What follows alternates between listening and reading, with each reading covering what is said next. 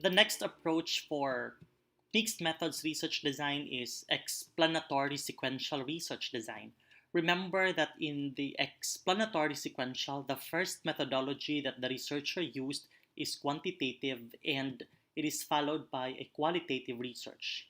So the quantitative data collection and analysis is followed by the qualitative data collection that will substantiate the result of the initial quantitative data. So for example, you have conducted a survey to a group of respondents.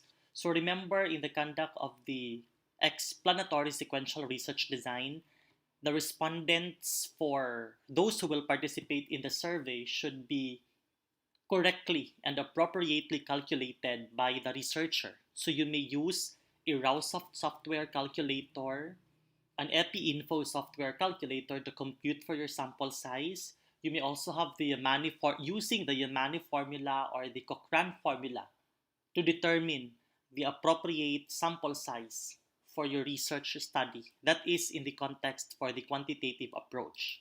Remember, for the qualitative approach, as you have learned for series of qualitative readings, you may rely on authors for the requirement on the minimum participant for a study, but again, researchers are also relying on the concept of data saturation.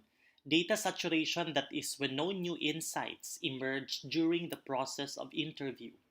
So for example, you have conducted a survey for your quantitative phase, and then it is followed by a qualitative for your, or I mean, a focus group interview or an in-depth interview for your qualitative phase.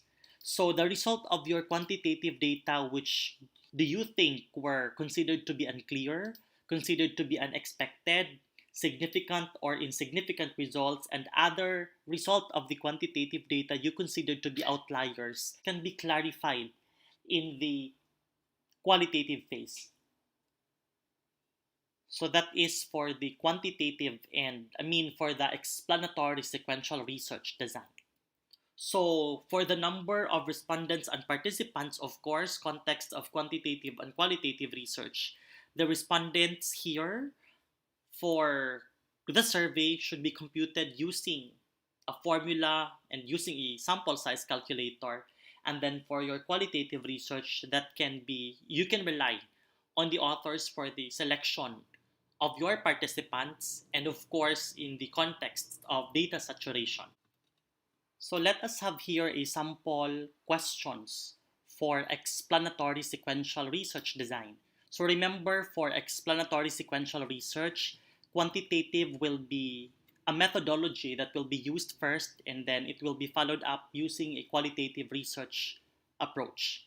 So for number one, is there a significant difference in the anxiety level between male and female students in school A?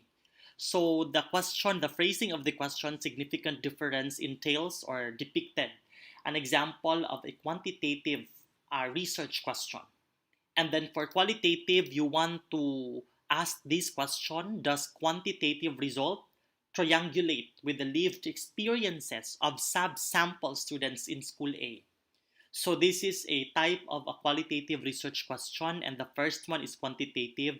So in this approach, the researcher wants to verify, or the researcher wants to validate if the result of the quantitative will triangulate, will conform, will concur, will negate probably with the lived experiences on the subsample students in a particular school.